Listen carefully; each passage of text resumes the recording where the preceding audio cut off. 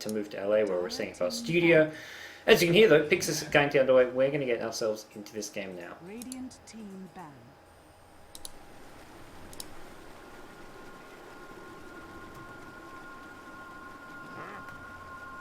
Fire team pick.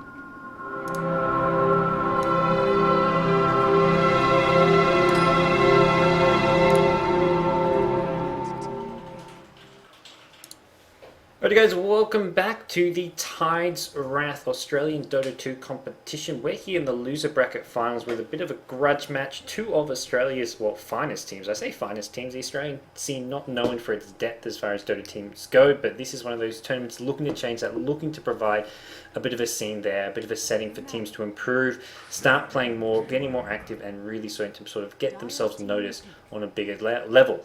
The team over on the Radiant side is going to be D4D, or Dota All Day, as well as JoY over on the Dire side, led by Captain Wamberger here. We've got ourselves in a best of one match here. This is a loser bracket finals. Winner of this goes on to the grand finals, where a team that some of you may actually know, Fumofu Throws Fans Club. Fumofu, the very sort of somewhat illustrious player, known for some of his sort of antics back in the G1 League qualifiers, and actually ultimately getting his team qualified for the G1 League. We're going to see him in action in the grand finals later on, but for now we're in the loser bracket finals, D4D versus Jokes on You, or JoY, and it is a best of one matchup, so do or die here really. You haven't got any second chances. This is it. You've just got one shot to make it count. D4D actually beat JoY 2-0 earlier on in the tournament, as it looks like everything should be getting underway here. What's going on, guys? I'm just going to pop up in the chat. I've only got my one screen here, something I haven't. As some of you may know, here at Beyond the Summit, we're looking to set up a studio in LA. We're looking to sort of make our move there. I'm currently in LA, but currently just living and casting out of Blitz's house from my laptop, which is partly why the stream quality, some of these other things aren't the greatest, although we'll make things as good as possible. I've only got the one monitor, which means it makes it a bit harder for me to read and check chat. But we're going to try and make the experience as good as possible, just provide some additional coverage. I do want to basically give back to the Australian community where I started out. The first games I casted was on board Aussies for the Australian scene, featuring some of these teams. D4D and JoY have been around for years in the Australian scene, so it really does sort of warm my heart to see them still playing, still competing, and here, well, 2 years later, I'd say. It's been almost 2 years since I started casting, still playing, and me still getting a chance to cast these guys play, even if it is only to a couple hundred viewers out there. There are people who want to watch this tournament, watch some of my casts, and I do greatly appreciate that. So to everyone tuning in, thank you so much. And well, I hope you do enjoy these games here. I mean, we're going to see some decent level Dota here. These are very capable players. They're not your sort of top tier international level players, but they're some strong players nonetheless. They do sort of pub regularly. They scrim a lot together, and they're playing in tournaments. This is what this Tides Wrath tournament is all about, getting that tournament experience. So we're going to see what goes down here in our best of one loser bracket finals. We've got JoY over on the Dire side. They've gone for, well, I don't know how thrilled I am to see the Phantom Lancer has been picked up.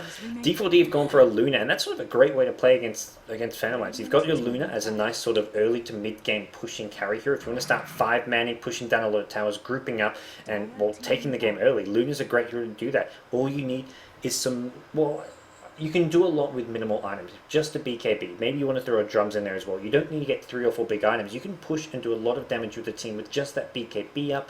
You can also end the game pretty fast. You've got a lot of pushing power. The glaives help out, but more importantly than anything is the aura. You give aura the plus damage to your entire team to really help push, take down towers, and take those early to mid game fights. That's something which JoY are going to have to really sort of emphasize, and keeping their towers alive, not allowing D4D to just walk all over them in that sort of early to mid game, getting tower after tower. I mean, you've got a Leshrac, you throw in the Edict as well, probably played as a support, so we may not see an Edict build here. The support Leshrac more known for going the Split Earth, maxing the Lightning Storm, having the more reliable AoE damage from a Lightning Storm, but still a possibility. Shadow Demon, a great hero to always have against a Phantom Lancer. I mean, if late game, if it does go that far, where Phantom Lancer can out carry a Luna, having a Shadow Demon to get that PL army of your own, well, it's one way which makes PL a lot weaker as a pick, whereas for JoY, they've got a Jakira as a support, something which hasn't seen all that much play, at least not as of late, but we're going to see how it fares here As apparently you can't hear gods in game. We can set up the in-game mic. For those of you who do have Dota 2, you can of course watch this in game. Let's turn on my open mic. Yeah, we'll turn that on. Looks good. All right, in-game mic should be on now, guys. In-game should be on. Hold on 2 minutes. I didn't actually realize this in-game was being broadcast in-game as well, but it does make sense. There's no Dota TV for this, but if you know someone in the game, one of the players, one of the admins, something like that, you can watch the game through them. If you have me on friends list, you can watch it through me. With that said, I don't actually have much room for adding new people on Steam, so you do or you don't. Hopefully you do, but if not, do try find one of the players or something. I think you should be able to search for their profile. If you search and go into the community tab, notice their team name is Dota All Day, so head on over to this community tab, and I believe type in Dota All Day, you should end up there. Maybe not, maybe near the abbreviation. D4D is the abbreviation. Okay, it only shows teams that participated in a league or tournament, which I guess does not include these guys, since they haven't actually played in a league or tournament. This is just considered a private in-house, but you can try and find something along those lines. Hopefully you can get your way into this game. If not, you can watch here on the stream. No 1080p. Something we do hope to have when we set up our studio is to get that 1080p quality. For those of you wondering, what is this studio here? We actually started a Kickstarter. You guys should definitely go check that out if you haven't already. You can find it at beyondthesummit.tv. It will redirect you to our Indiegogo page, which is the equivalent of Kickstarter. Basically, we're looking to set up a studio in LA for all our broadcasts and more for all our coverage. I mean, coverage of our big international events and, hey, coverage of small Australian events like this. Much like, well, the organizer of this, we are grassroots ourselves. We started up just as commentators doing this for fun. That's what organizers like so we're doing with this tournament here, the Tides Wrath. So it's really great to be able to give back, to commentate an Australian tournament where I started off as a caster. And we're going to see what goes on here. Hopefully everything is looking a bit better now. Whoop. I believe everything's okay. People seem to be able to watch in-game lobby now, so everything should be working okay. No problem, Rangy92. I'm glad to be able to bring some light to the Australian esports scene, because it's one of those things where the more countries that get a big esports scene, the better it is for everyone. Even though, I mean, as Australian myself, I don't have the time. I'd love to be able to put more into the Australian esports scene, but to do this full time, it's not possible in Australia at the moment for me, which is why I have to look to go on a more international level, doing coverage of the big European, American events, the Asian events, basically the more international ones. A purely Australian one isn't possible. With that said, whenever we organise an Asian event or something, we'll always invite Australian teams. We're not going to ever shut out an event and not allow Australian teams to play. I want to give as much chance and opportunities for Australian teams to play as possible. I mean, that's what happened with the G1 League, where both N9 as well as Fumofu's team were both playing in the G1 League, and that was, I mean, I urged them to qualify. I mean, Fumofu's team was in the qualifier with my help, and N9 got directly invited thanks to their participation at the International too. So it's a big thing for me to sort of try and give back to the Australian community. As so much of where I am now is due to a large part of their effort and their work. So big thanks to everyone here in the Australian community. Big thanks to the organisers of this tournament, the Tides Wrath. Some of the admins are in this, I believe the TAG crew. Big thanks to you guys for organising all this. So hopefully I can look to commentate some of the matches in future ones, especially once you get down towards the end, the semi-finals, the grand finals. If it does fit our schedule, if it is possible, I'll do my best to cast as much as possible. But as far as all that aside, let's focus on this game. Let's focus on what JoY have done here with this draft. They've gone for the mag, and that's going to be a solo mid mag by the looks of things. They pick up a Darkseer later on in the draft, so either Darkseer or mag almost has to go towards that mid lane. The other going to be in the off lane, and Darkseer, the stronger off lane hero to have. Mag is a really useful utility hero to have in that mid lane. Darkseer much better at surviving in the off lane, and the two support duo, the Jakiro and the Vengeful Spirit. They've got a lot of abilities that can go through a BKB as well, so that's going to sort of limit Luna's ability to dominate and win team fights with just the BKB. You've got the swap for the positioning, you've got the mag ultimate, and you've even got a Darkseer wall to create those illusions. So Luna is not going to be, with a BKB, is not going to be able to just fight her way through this team. Not to mention PL can just sort of hold his ground, create an illusion army, which does get somewhat dealt with by the bouncing glaives attack, but overall, for D4D, they're going to have to rely on a lot more than this Luna, and that's where they go for the Templar Assassin. That's where they picked up another source of damage to go in the mid lane, and they're not even going to stop there. They get Clinks as well. So there's your safe lane farm, and it looks like they're going to go offensive tri-lane. They decide they want to stop the Phantom Lancer by basically stopping its farm. They're going to go offensive tri-lane, have Clinks in the safe lane, then send Templar Assassin towards the middle lane. As I know, I can see it coming now. Oh, gotta get used to this camera. Prepare for battle. It's one of the weird things about being a caster as well as a player is that I have to change my camera settings whenever I cast something new. But it looks like everything's okay. As I quickly pop up in the chat. No extra monitor, unfortunately. Someone says they'll support BTS if people stop picking Mag, Luna, Leshrac, Coddle, and other stuff. But yeah, as said, guys, I actually only have one monitor at the moment, so that's going to be somewhat limiting my ability. If there's any issues, hopefully I'll pick up on them pretty quickly, but with just the one monitor, it does make it a bit slower for me to realize some of that. So here's your offensive trial coming out from D4D. We've got Z, I'm trying to think who someone actually said that was. Someone was saying, I'm definitely curious as to who exactly this is. Someone may have mentioned it's a former N9 player, which I just want to quickly confirm if possible. We've got Endless Winter actually playing the Clink, so he's going to be in that safe lane solo. Elder's Dad going to play the solo mid Templar Assassin, going for a stout shield. Wow. Not what you'd expect. You'd expect something more likely to be a bottle rush, especially if you're going to be up against a solo mag. You don't really need the stout shield, and it's a very interesting pickup coming out of the solo mid Templar Assassin. We've got D4D Traitor, aka Confetti, but I'm going to be calling him Traitor because that's what he is. He used to play for JoY, but he ditched the team for D4D, so Traitor playing the Leshrac, No Phase, No Kill, or Gardo playing the Shadow Demon, and Z, who is this mysterious player? I think it's...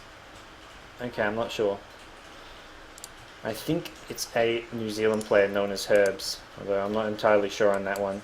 We'll have to wait and see. But mid lane, we're going to see actually Darkseer. Zan's playing a solo mid Darkseer, and this is because he's going up against the Templar Assassin. So they send the Darkseer mid as a decent 1v1 against him. We've got Mag, I believe, in the offlane. Yep, Mag being played by BPIW. He's gone for a stout shield. He's in a 1v1 matchup up against the Clinks. Clinks who's being pulled a bit of regen. Then top lane is your Tri-Lane versus Tri-Lane. Shadow Demon, Leshrac, and Luna up against the PL Tri-Lane. There's a Vengeful Spirit as well as a Jakiro there. Wholly up on the Jakiro. 666 playing the Vengeful Spirit. And we're going to see if they can help support Wamburger in the top lane. He's got Quelling Blade helping for the last hits as well as a Ring of Protection. You can see two ways with this. Either go for the early Passy Ring, give his team some mana for that, but more likely I think you want to have the Tranquil Boots. You need the heal up against this trio of ranged heroes who's going to give you a really hard time farming. So going for the Tranquil Boots is going to be the safer option here at the top lane. Let me just get up in some of these game stats here. And as far as the lanes go, middle lane is a bit of a break-even lane. Darkseer can handle himself pretty well against a Templar Assassin. If anything, you can come out slightly on top. It is a lane which causes Templar Assassin some issues, which is why we might be seeing some bottle crowing coming out there. Bottom lane, slight edge to the Clinks. He can last hit better. He's got a strong harass. And Mag, I mean, he's gone for this stout shield, which will help alleviate some of the issues caused by the Searing Arrow harass, but it's still a very tough lane to deal with.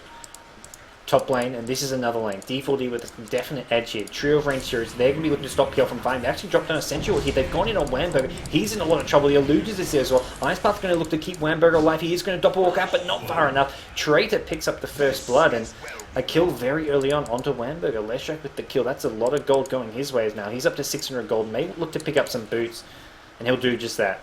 No Flying Courier. Yep, they've got the Flying Courier, actually. It looks like Shadow Demon decides to up that. Leshrac gets the boots, and now they've got the mobility here from the Leshrac, and really strong start there. They had the Sentry Wards, they set up the kill early on, and that's going to be problematic for JoY if they can't get the farm thereafter on this Phantom Lancer. Bottom lane, another lane which D4D are having a great time. PPIW taking a lot of damage here. He needs to be careful. A couple Searing Arrows. One more wouldn't have been enough there, I believe. The Stout Shield doing its job, blocking a lot of that damage. He did have the salve, but he's going to have to go for an early bottle by the looks of things, Mag, if he wants to stay in this lane. He doesn't have the survivability. Clink's going to have endless mana, much like the Winter, which is endless according to him. And we're going to see this endless mana coming out from the Sage's Mask. He's got the constant regen there, and that just gives him what he needs to keep on using these Searing Arrows, causing Mag problems at staying in this lane. JoY have managed to access this pool here. It looks like a dire Sentry Ward. Not blocking this out here. Illusion going to come on through, just scanning things out. So JoY, I mean, you've got Zan helping out the top lane with those illusions, making sure they get some additional vision so they can see what's going on there. And Wamburger at the top lane struggling to farm. Just 4 creep kills so far, and this is really the big problem here for JoY, is that getting this PL farm is not going to be easy at this top lane. And Luna leading the farm board. He's got 17 creep kills coming out on Luna. The Tranquil Boot's already up. And where did JoY, make up for this? They've got Mag, who's actually been forced back to base to heal. He's only level 4. He can't really go help and gank until he gets a level 6 with an RP. Darkseer maybe can look to help and provide a gank at some point soon, but it doesn't feel like it's going to be coming anytime that soon. JoY just don't really have the killing power. Maybe with the Darkseer they can look to make something happen, but PL doesn't really offer a whole lot here. Initiation execution on 666. Leshrac not in position for a stun here. They got the disrupt, no stun to follow it up though. It's mid lane, Elderstad being put under a lot of pressure. He's going to hope for a top rune to be small. Not going to be the case here. Zan, I think, should see it bottom. He's got the observer there, so he knows there's an invis rune there bottom, and he's going to look to go pick that one up, and that's going to help him out. That's going to really give him what he needs and cause TA some problems. Unless TA starts bottle crowing, TA is not going to be winning this middle lane. What is wrong with the minimap? Guys, this is how I played with my minimap.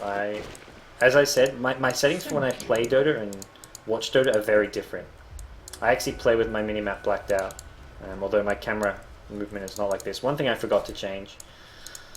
I do apologize for those of you who don't like the black minimap. It's actually easier to see dots on the map, for me as a player. I can see when someone goes missing off the map. Oh, Zan, solo kill on Elderstad at mid lane. This is what happens. You don't mess with Zan. And Elderstad gets taken out. Oh, he's got the solo kill. This is one of those great matches for those of you who don't follow the Australian scene. There's a bit of a friendly rivalry between these two teams, D4D and JoY, and it's definitely spurred on by the solo mid player of D4D, Elderstad, a guy known for his banter, and he's played in a couple of these sort of top international leagues over the years. Ooh, another kill up top lane. VS this time getting caught out. Should definitely keep an eye on this top lane. That's where the kills have been coming in, but JoY, known for being a Perth-based LAN team, a team that I actually used to play for when I was still living in Australia. I used to play with them at LAN in Perth. Some good friends of mine, people who I still keep in touch with, so really good to see them here playing in some more tournaments and up against a tough team in D4D. But so far, mid lane going well for them, top lane not as well as they'd hoped for. Yeah, as someone has mentioned in the chat, this is how Gods plays with it. It's not ideal for viewers, or for as far as aesthetics go, this is not an ideal way to have your minimap, but as far as usability, I find it much more practical. Bottom lane cleans, how are we looking there? 37 creep kills. This is the problem for JoY. Looking at the top 4 farmers, 3 of them are on the D4D side, and then JoY not even coming close. PL with 6 creeps, Mag with just 14, and then you've got Luna and Clinks charging away with almost 40 creeps apiece. Darkseer at the mid lane for JoY having a decent start here, but we'll have to see how much longer that's going to last here. You've got 2 supports. Ooh, almost getting revealed there. Jakira, if he'd come a bit further down, he could have actually revealed them just by getting in close enough proximity, but unfortunately for him, it's not going to happen. Elderstad, he's baiting out the Darkseer here in mid lane. NoFace actually taking damage from the Iron Shell. He's going to get burst down. There's his stun to follow it up. He will get the kill. D4D Trader, Leshrac with a second kill of the game, so 2-0-1 for the Trader. It does give space for the Phantom Lancer at top lane just to make sure he can get some last hits here. What's it going to be? Probably Tranquil Boots. Yep, Tranquil Boots it is. Whamburger. Not normally the carry player for JoY. This is the thing with JoY. As a casual Perth-based LAN team, they don't always have all their players available. And Whamburger, known for his off-lane windrunner, as well as some other roles, is not known for his ability to play a carry hero. That normally falls into the hands of 888 SG or Shanghai Girl. And Shanghai Girl, unfortunately, unable to play this. He's actually a farmer, so when he can't play, it's normally some farm commitments, and I'm guessing he's busy on the farm right now, unable to play Dota. Normally he'd be playing that carry role, but instead they've got Whamburger switching on over to it. Switching on over to mid lane, it's actually Zan looking to get aggressive here on Elderstad. He's got the refract back up. Zan's actually going to... very close. Didn't have the vacuum, it wasn't good. I think he could have gone all in for that kill. He backed off, he was reluctant to go for it. I think he thought it was taking too much damage, but that was a kill that he could have almost got. And we are going to see Luna 1200 gold with a bracer, so there's enough gold for a Drum of Endurance now, if we want to see that come out. As, I'm just going to turn up some of these in-game sounds a bit for some of you guys. There we go, that should be a bit better. VS with the boots. That's sort of, I mean, if JoY want to get aggressive, VS needs to lead things off with the stun. The Ice Path, I mean, while being a potential initiator, isn't the ideal way. You want to use that to hit multiple heroes, which is going to come out after the single target initiation. You lead with the stun. D4D then have to be forced to go in to help protect whoever gets stunned, and that's where you can line up a nice 2 or 3 hero Ice Path. Or Zan, rotation towards the top lane. He needs to get there soon though. We may see some aggression. Actually, D4D overextend here. TP going to come in, and this time it's the Mag. He's level 7. Oh, there's not a chance here for Shadow Demon. Shadow Demon is just being left behind. They know they've got that 1 kill. PL actually gets left. Mag going to come in. He's going to cop an Eclipse though. He's got no mana for the RP. Oh, I think he just got mana for it before he died, but problem is, came in too late. Zan now going to come in with an Invis Rune, doing a lot of damage to the trader here. He's not noticing what's doing all this damage here. Vacuum is up, and that's going to cause all sorts of problems for Z here on the Luna. He's on the run. Zan's going to be on the chase here. Surge, not going to be enough. It's Disruption that's going to prevent the chaser coming out. Zan on the run, goes back down river. Is there a stun coming out from Leshrac? He's got it up. He needs to land as Zan dodges it. Nice sidestep there. Outplays the trader. Zan Dota keeps his team in this game, securing them another kill at the top lane as well as a much needed gank, as once again it's D4D getting aggressive. D4D, they did slightly overextend that Shadow Demon. I mean, didn't even need the Darkseid to come in to pick him off. He just went in too far, too deep on his own.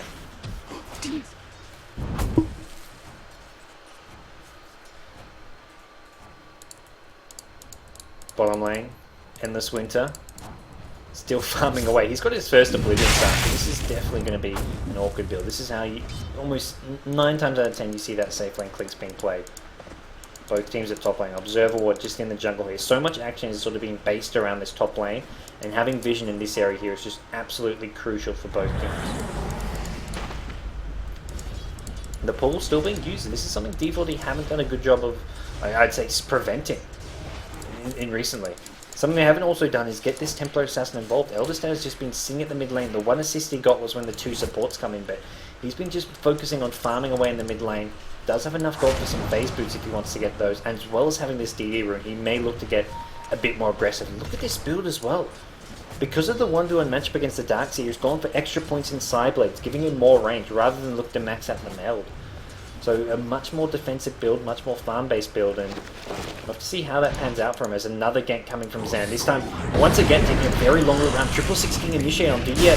Chain stun down. He's going to get burst down. Luna with the Lucent Bead finishes off the kill. Level 8 now on Luna. Zan with the rotation around. Is he going to be able to find the kill coming in from the side here? Really is going to be hard. If he comes down, well, Observer Ward spot him. Sentry Ward is there as well. Actually, that may be. Yeah, it looks like 2 wards both on the D4D side here. 1 observer, 1 sentry. Oh, Tango's through the trees here, trying to set the kill on Lamberg. The sentry ward is there as well, but he dodges it. And here comes the counter gank. Zan is there waiting for it. They want to get at least 1 out of this. Problem is, Luna is doing too much damage to the PL. Z picks up the kill here with this Blade Barakra, giving him a ton of extra damage. Zan on the side picks up the trader, and Luna once again has a Lucent Beam up, looking to take out kills, takes out the Jakiro, wants this Mag as well, doesn't have the mana to get it though. Mag will get out, but a 2-for-2 trade at the top lane, and that was with the Darkseid coming in. They'd already lost 1, and the problem was, well, from there, D4D had the initiation, had the jump start. Bottom lane, Zan forced the TP just to prevent this tier 1 tower being taken out by the Clinks. He's going to get this tonight. Problem is, it's still a tier 1 tower down, and Clinks, Orchid is up very soon, and that's where Zan is going to be in a bit of trouble. He can get solo killed by a Clinks if he's not careful when that silence stick is online.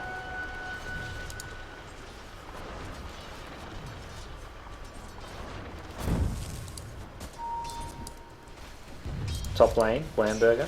He's only got 500 gold, so he's really been put in a tough position here. They're actually just going to try go on the VS here, and there's enough damage there with the Purge. No phase secures the kill. Leshrac going to come in here, so PL looks to stay in farm. He's not going to have a very good time here, and JoY, well, the lanes have not gone well for them. This has just been, I mean, this top lane has just been disastrous. If you look at this PL's farm, 26 creep kills, but 2 deaths to his name, and then you compare that to the likes of D4D. You've got 83 on the Clink, 71 on Luna, 63 on the Templar Assassin at mid, and they've started to take down towers. Elderstad took out the tier 1 mid tower with all the action going on at mid.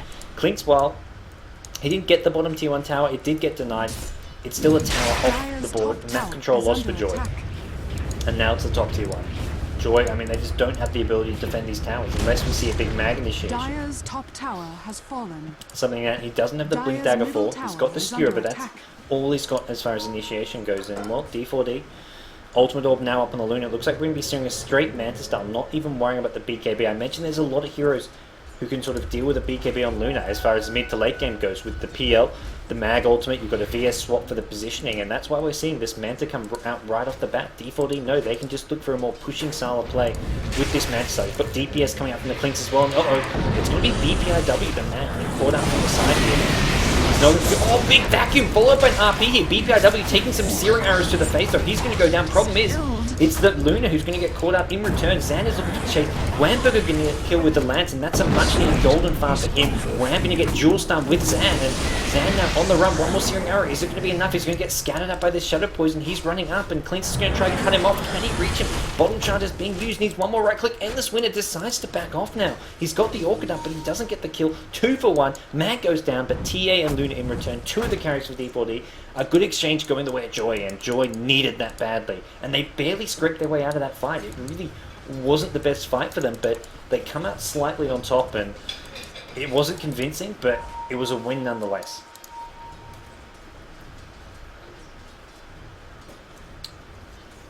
D4D, I mean, they're still the ones in control. As we look at this, this really tells the story. 10k gold lead at 14 minutes in. The XP lead not as bad, and that's what comes with fights like that. JoY, they're managing to at least get XP in these lanes, but they're not farming at all. I mean, a quick look at this last 6 and denies. You see the top 3 all on the D4D side. Next 3 go to JoY, and then you've got the supports sitting at the bottom. And even when it comes to the supports, D4D with a couple last hits extra. I'll just at the bottom. He's almost got enough gold for that Blink Dagger as well. PL gets solo killed by a Clinks. This is the threat that's going to be the Clinks here. Once he's got the Orchid up, he's also got the level 11, so level 2 Death Pact. Going to give him a lot of extra damage whenever he manages to Death Pact a creep, and it really makes it hard for JoY to stay safely. No one can farm on their own when they can get solo killed by a Clinks here. All these heroes capable of getting solo killed by an Orchid Clinks, so it forces JoY to get sentries up, and it forces them to also stick together, and that means they're not going to be farming as much. They're also going to be spending a lot more gold, investing a lot more in having this protection, having these sentry wards up, having darts, maybe later on getting a gem. So D4D in a much more advantageous Dire's position. middle tower is under attack. Manta Style's still not quite up on the Luna. We see Treads picked up by Clinks. TA, couple hundred gold away from that Blink Dagger. And it's going to be a mech coming on the dark here. Oh, they're going to look for Elderstad here. Mag goes in, does have an ultimate, but they probably don't want to use it. Just going to skewer forward. Oh, Elderstad, make it out of this one if he can have his way. He's going to run down river here. Mag doesn't have the range to get in range for a reverse polarity. Maybe should just try to use it. Elderstad going to walk right into an Invis rune. And we'll have to see if that's going to be enough to get him out of this one. He's not going to pick it up. Yes, he is. It takes a second to do so. Endless Winter comes in with the silence on the Zan. And now Elderstad just going to try to fight his way through Zan. RP used on the Clinks. And this is where you think, if he's going to use the RP defensively to get the Clinks, he may as well just use the RP to kill that Templar Assassin. Because without it, they weren't getting the kill. And problem is now, Mag going to find himself possibly getting initiated on Lucent Beam is there. Silent? Yep, silence is up. Surge is not going to be enough, and Zan on the run now. He doesn't have the Surge for himself, and that means he's dead. Luna gets a Lucent Beam off, gets the kill, and D4D just wiping through JoY right now. Oh, JoY in all sorts of trouble. Mid lane as well. Looks like they'll get a revenge kill. Shadow Demon does get caught out by the Phantom Lance, so he's now up to 2k gold. We'll have to see where he wants to go with this build. He's got 1 in Doppelwalk, 4 in Lance. He's got a couple points in stats just for the survivability, but Dire's bottom tower it's D4D who are just cruise control right now. Nothing JoY can do. We can't defend these towers. Tier 2 at the bottom lane just being solo pushed by a Luna. And here go the sprays. Shots fired from Elderstad. Needless to say, he did get solo killed, so I don't know if he's the one to be talking. Yep. That he is. There's Wamberg, he's gone for the early drum, so he's really decided he needs the stats. He needs the survivability as well as giving some additional mana to help spam those lances, because he's going to be forced to come to some of these team fights. It also means he can rely on just having level 1 Doppel. The main problem with this is the high mana cost, 150 mana, but you can make up for that with the drums, with the bonus mana. Is that plus 20 stats, so 4 points in stats, the drums giving plus 9, the 3 from the magic one. He's got a lot of bonus stats here. And that's going to help him out in some of these team fights. Problem is, oh man, double sentry.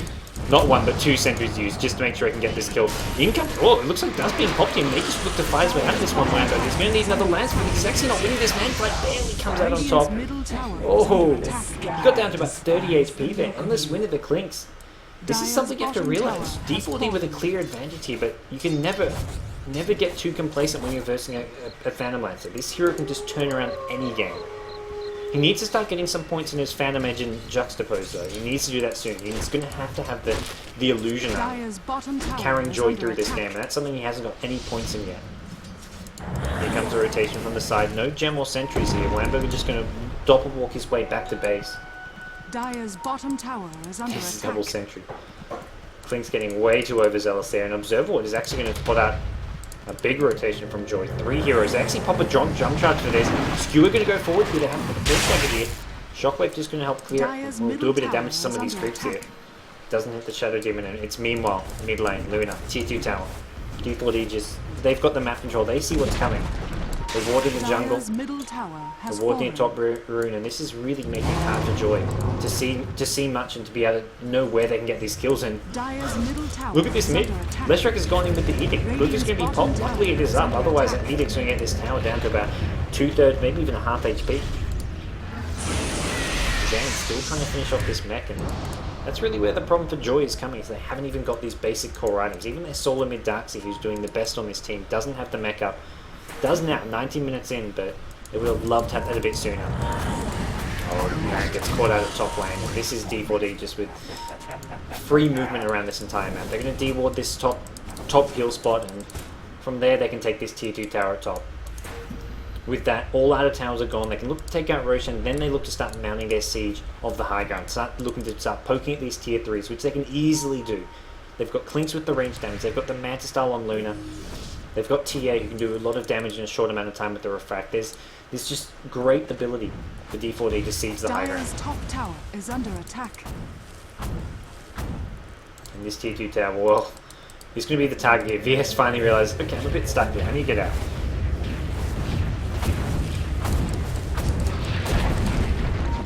Dire's top tower has fallen. And they're going to smoke him. I'm wondering, are they must, I mean, if they wanted to go Roshan, I don't think they really need to smoke for it.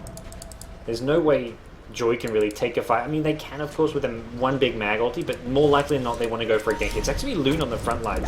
Without a BKB, swap back in here. Is there really a stun? Ooh, they couldn't find the real one in time, and it's going to be Clinks who actually gets a kill on the side, takes up the PL at that. Zan can be forced to go on the back foot here. He's got the mech if need be. Hasn't used it yet, and he may just have to use that. Heard on cooldown. Mag goes flying in, doesn't pop the RP, realizes there's not enough heroes going to be caught in that. He's going to get silence up, burst down, Leshrac with the kill. The Trader finds it. Eldest Dad trying to deal some damage to Zan, who has managed to pop up the mech. Helps keep him and his team alive just that little bit longer, but D4D still cruise control for them. Looking for the tier 3s, and well, what do JoY have to hold this off? They've got a level 4 Ice Bar.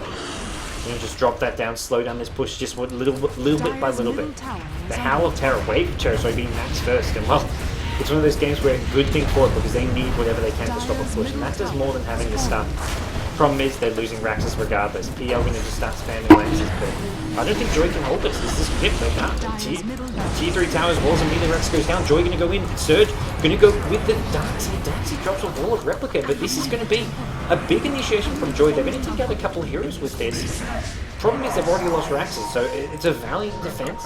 They still haven't managed to find a mag RP here. This mag has really had trouble finding the openings to initiate in. And there we go, gets the Luna.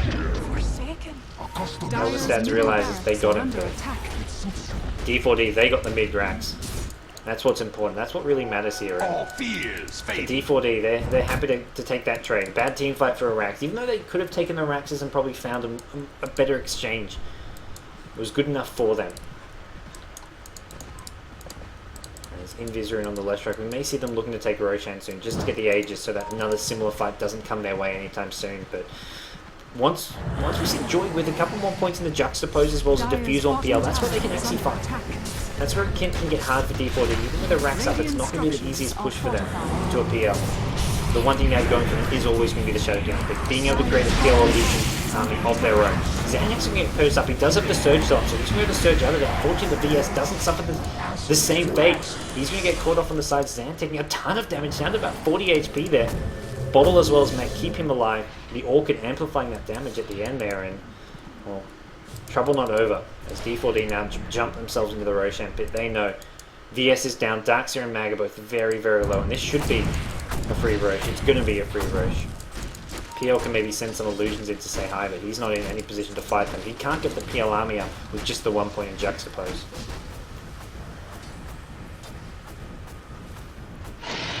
Roshan has fallen into the radiant. Aegis to the Luna and 4k gold to the Luna as well. Eagle Song is picked up, so we're going to be looking at a butterfly on this Luna coming soon, and it's really a very desperate position that JoY are in right now. All they've got is this big team fight. That's all they can really look to do. They've got this huge gold deficit. I say that without even looking at it. We're probably looking at about a 25k gold difference. Just 20k. Okay, not as bad as I thought. 20k gold difference. I say that as if it's not bad. And a 10k XP difference. But the XP difference not being massive is what's important here. They've got a level 14 Darkseer, so 2 points in the Wall of Replica and 2 points in the Reverse Polarity. Mag is level 11. He needs to get a big RP off, and ideally he farms a Blink Deck, because without that it's going to be hard for him. So we're going to have to see him try and get that last sort of 500-600 gold to get the Blink up if JoY want to stand a chance to defend. And the other thing they really need is the PL diffusal with a few more levels, because he hasn't got enough points in this juxtapose to create a fast enough PL army. And that's problematic if you want to be able to defend. All he's got is Mad Spam, which, well, isn't going to do a whole lot. And even with the diffusal up, if he doesn't have the points in the juxtapose, he's not creating enough illusions to do damage with that diffusal.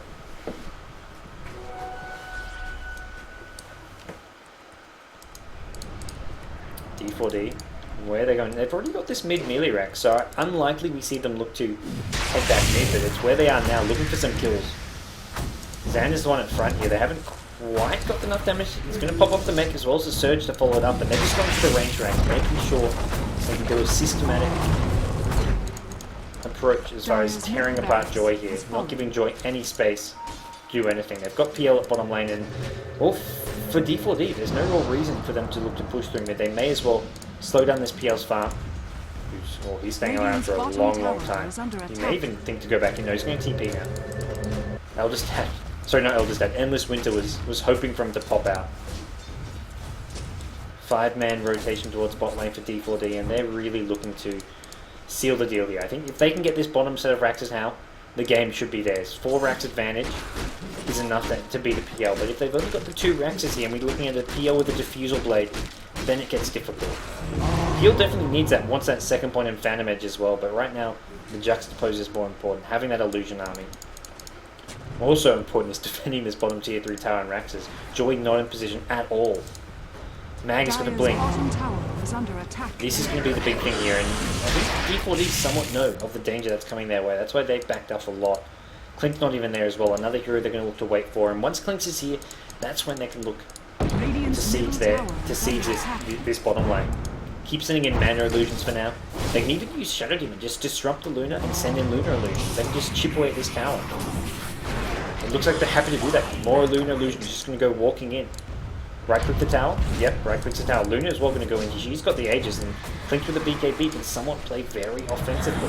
Tower already down to about half HP, so JoY just going to have to continually defend this bottom lane, try and trade as efficiently as possible. They're actually going to smoke, so we'll see if they look to rotate around, catch them by surprise from the side. Zan is going to be the one looking to lead things off. Try to get a big vacuum into an RP. He's on the side. There's Mag coming around as well. Sentry Order's there, and it's once again just illusions. D4D, they're worried about this rotation from the side. I think they realised that JoY must have smoked, because they only see the PL. The rest of the team is just not visible, so they're thinking backstab from the side. It's actually he's going to be Zan who gets spotted out. He's going to surge immediately. No purge, no disruption. If he gets purged there, he can get picked off, and that's the end for JoY. Without this Darkseer, there's no defense. Mid lane, more Lunar illusions, and this looks like the tower going down. JoY do not have a good here. Jakira taking a ton of damage by those bouncing glaives, and even Zan. The Darkseer, he's going to get purged up. He's actually going to have to be forced to pop the mech as well as a surge here. He's on the run. Needs to maybe even pop this magic wand. No, the purge are not going to do enough damage here. The hood blocking a lot of the damage from the purge, and problem is though, this tower's still taking damage, and JoY still unable to really initiate or do a proper defense. Shadow Demon out of mana. That's the one redeeming factor here. Shadow Demon is out of mana with all this disruption spam. And now JoY going. Empower onto the PL. Oh, Darksy, he went in. I completely missed it. He came around from the side, I imagine, or just went charging on in here. Looking for this Luna. Luna with the Aegis, not going to be a hero they can actually kill. But they've got Luna down low, Shadow Demon out of mana. I think JoY are thinking, well, maybe we can take this. Mech back up for Zan, and Luna on the high ground going to get taken out by a wave of terror. Aegis blowing. It was going to expire in about a minute's time here, but either way, it's a small victory for JoY. They don't throw too much at clearing out that Aegis. But D4D is still so reluctant to go high ground here. This best of one. Oops, sorry about that, guys. Best of one, just brutal.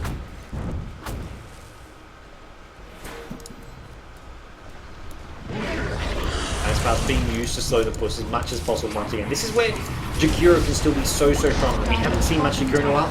Ooh, there's your vacuum, but RP was a bit too slow to come, and he's going to get silenced up as well. Need to see it here. It's not going to come. Zan gets stunned in the double splitter. Great splitter coming from the trader. Zan not going to go down here, but going to get very, very low, and now their lines of defense is getting whittled away. There's no mag. PL the only one in the front line.